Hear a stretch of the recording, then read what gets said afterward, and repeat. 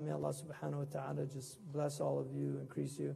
I didn't really, people ask me to talk about Murabit al-Hajj. It's still very raw for me, but I will say that I feel it's like one of the greatest blessings of my life to have actually met him, to have sat with him, to have learned from him, benefited from him. That I can honestly say, the Arabs say, "Ma ra'at ayni mithluhu," my eyes never seen the likes of him.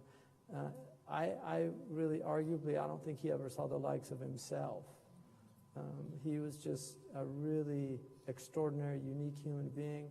And I think one of the most extraordinary things about him is that he was completely hidden in the middle of the Sahara Desert. I mean, he really was not interested in any kind of fame or notoriety, and he once told me, he said, I put a big barrier between me and the people of dunya,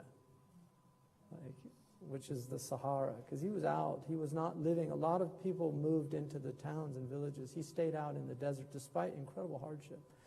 But one of the things that's really been amazing is that all over the world he's been recognized. I mean, people in Saudi Arabia, these big scholars of the Saudi tradition, the Hanbali Salafi tradition, tweeted out about him. Shaykh Salih al-Maghamisi tweeted out that some of the big ulama in Saudi Arabia wanted to go visit him because they'd heard about him. And this is a sign that if you're practicing like Zarruqi tasawwuf, nobody's going to criticize you for your tasawwuf. I mean, it's a real proof, because he was a Zarruqi in his minhaj. I mean, he just he didn't do anything, no innovation, nothing. He really was a Sunni scholar. Even, he was Ash'ari in his creed, but even the Salafis that I met who knew he was Ash'ari had immense respect for him. So I was fortunate. We visited him several times over the years and went out with people, and it was very important for him to serve people. He was very, very diligent about hospitality, and very generous. But his whole thing was, his life was teaching from the moment he opened his eyes. And there more than one person has seen this, but I saw him doing dhikr in his sleep, in a deep sleep.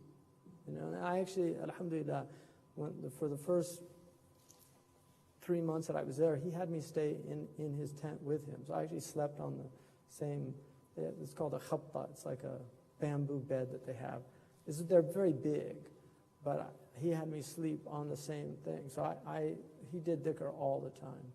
He's always had dhikr on his tongue. And he was a real zahid, a true zahid. But really a great loss to them, because these people are a great blessing to have, just alive. But the other thing that's very interesting to me is that the only books that he wrote, the only things that he wrote on, he wrote a very comprehensive book on Arabic grammar, and then he wrote books on diction, on vocabulary, and then he wrote a refutation of people who don't follow madhab. And he wrote a refutation of anthropomorphists and literalists, people that took the Quran totally literally. So those are the things that he focused on. But I thought about why he wrote a book on grammar. I really think it's just, that's the starting place. We have to get back to language. We have to get back to communication. Just learning how to speak with one another and communicate. It all begins with grammar. Civilization begins with grammar.